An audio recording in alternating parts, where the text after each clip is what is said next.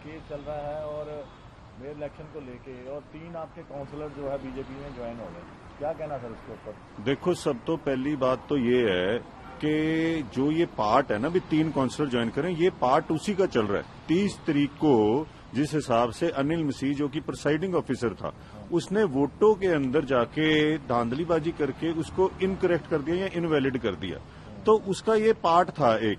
उसी पार्ट के तहत 18 तारीख को इलेक्शन पोस्टपोन किया जाता है, 30 को किया जाता है, 30 को जाके अनिल मसीह जी वोट को इनवैलिड कर देते हैं, और उसके बाद जब हम हाई कोर्ट जाते हैं और फिर सुप्रीम कोर्ट जाते हैं और वहां पे इनको टाइम मिल जाता है, और उसके बाद इन्होंने ऑपरेशन लोटस जो है वो चलाया। जो काउंसलर्स आज से 3 दिन पहले धरने पे इनके अगेंस्ट बैठे हुए थे, डेमोक्रेसी की लड़ाई लड़ रहे थे, और सुप्रीम कोर्ट ने कहा कि मर्डर हुआ डेमोक्रेसी का, उसी की लड़ाई वो लड़ रहे थे, उन लोगों को इन्होंने धमका के, डरा के या खरीद फरोख्त करके इन्होंने अपनी पार्टी के अंदर जोड़ा है। और यही देश के अंदर चल रहा है। देश के अंदर एक बैड पॉलिटिक्स है और एक गुड पॉलिटिक्स है। गुड पॉलिटिक्स वो है जो आम आदमी पार्टी करती है, जो ऐसे काम नहीं करती, और बैड पॉलिटिक्स वो है जो पूरे देश के अंदर जहां इनकी सरकार नहीं बनती, जहां इनका एक मेयर नहीं बनता, वहां पे भी ये गलत काम करके लोगों की खरीद फरोख्त करके लोगों को डरा के अपनी पार्टी में ज्वाइन करा। सुप्रीम कोर्ट में केस है, क्या उम्मीद है आपको? देखो, हमें सुप्रीम कोर्ट से पूरी उम्मीद है कि जिस हिसाब से 30 तारीख को उन्होंने कहा था अनिल मसीह के ऊपर भी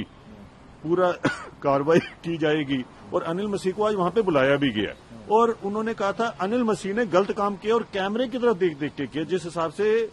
चीफ जस्टिस साहब ने बताया, और हमें पूरी उम्मीद है कि हमें वहां से रिलीफ मिलेगा। और हमारी जो डिमांड है कि 30 तारीख को जो 8 वोटें इनवैलिड हुई थी उनको वैलिड करार किया जाए, और जो नकली मेयर है जिसको हम मेयर मानते ही नहीं क्योंकि वो गलत तरीके से मेयर बना गया, इस्तीफा दे गया, वो हमें पता लगा कि रात को वो इस्तीफा दे गया, लेकिन हम तो उसको मेयर मानते ही नहीं। मेयर तो कुलदीप कुमार टीठा था जिसको 20 वोटें पड़ी थी, और जो कैमरे के अंदर कैद हुई, और उनके 8 वोटों को इनवैलिड करके किया जाए। अगर सुप्रीम कोर्ट की वर्डिक्ट आती है तो उसके बाद इलेक्शन दोबारा से किया जाता है, तो फिर कैसे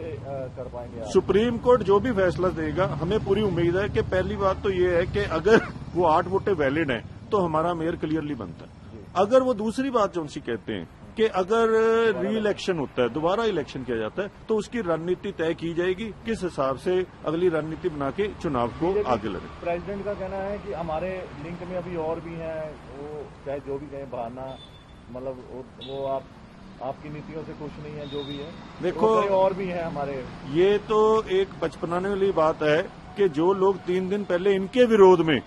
जो उनसे हैं कि एक लड़ाई लड़ रहे थे, उनको डरा के, धमका के, खरीद फरोख्त करके इन्होंने ये परचेज कमेटी बना के अपनी ऑपरेशन लोटस चलाया है। ऐसी कोई बात नहीं है। हम तो ये कहते हैं कि जिन लोगों को आम आदमी पार्टी के चुनाव निशान पे लड़े और जीते लोगों ने आम आदमी पार्टी को वोटें डाली थी, लेकिन अगर वो ऐसा गलत काम करते हैं जिसके अंदर चंडीगढ़ का नुकसान हुआ, चंडीगढ़ के लोगों का नुकसान हुआ, और इन्होंने अपना भी नुकसान किया, तो ऐसे लोग जो खरीद फरोख्त से या डर की राजनीति करते हैं, वो अगर छोड़ के भारतीय जनता पार्टी में चले गए, अब हमारे पास साफ लोग रह गए, और हम ईमानदारी की राजनीति करते हैं, बदलाव की राजनीति करते हैं। हमारे दिल्ली के नेशनल कन्वीनर, हमारे मुख्यमंत्री अरविंद केजरीवाल जी भी एक बात कहते हैं कि हमें साफ